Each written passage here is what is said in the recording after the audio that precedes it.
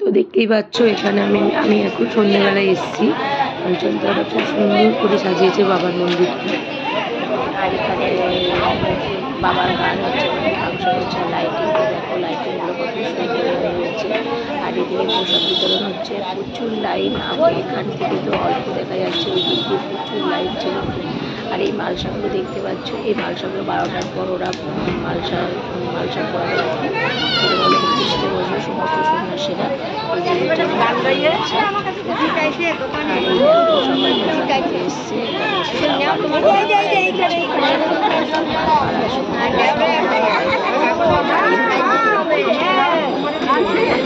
মন্দিরটা কত সুন্দর করে সাজানো হয়েছে, এটা দেখতে ভালো লাগছিল।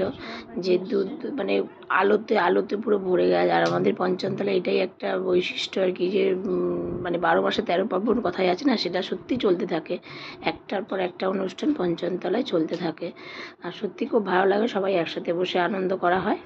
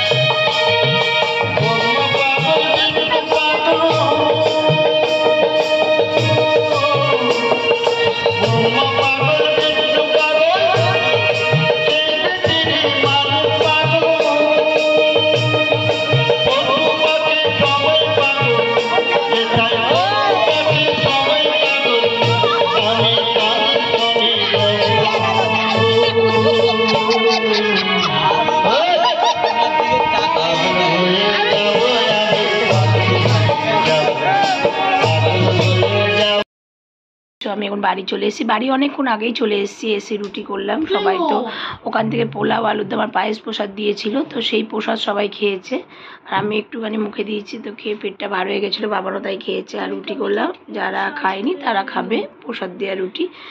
আর এখন দেখো বাবার এখানে খেলছে ওই পেন্সিল নিয়ে, আর আমি কিছু রিলস পোস্ট করলাম। তো আজকের মতন ভিডিওটা এই পর্যন্তই, কালকে আবার নতুন ভিডিও নিয়ে নতুন দিনে নতুন ভিডিও নিয়ে আসবো। সবাই ভালো থেকো, সুস্থ থেকো। আর সবাইকে জানাই যদিও 11:30 বাজে, সবাই কিভাবে ঈদ কাটিয়েছো, কিভাবে আজকের দিনটা তোমরা সেলিব্রেট করে আমার মুসলমান ভাই বোনেরা বা বন্ধুরা অবশ্যই তোমরা কমেন্ট করে জানিও। যদিও আজকে আমারও ইনভাইট ছিল, কিন্তু আমি যেতে পারিনি, কোনো কারণে বশত যেতে পারিনি। তো চলো, তোমরা সাথে থেকো, পাশে থেকো, আর এইভাবেই আমাকে সাপোর্ট করতে থাকো। আর যারা যারা এখনও ভিডিওটা লাইক কমেন্ট করোনি তারা তো অবশ্যই সাবস্ক্রাইব করে লাইক কমেন্ট করে দিও, শেয়ারটাও অবশ্যই করে দিও। তো চলো, টাটা, গুড নাইট, বাই।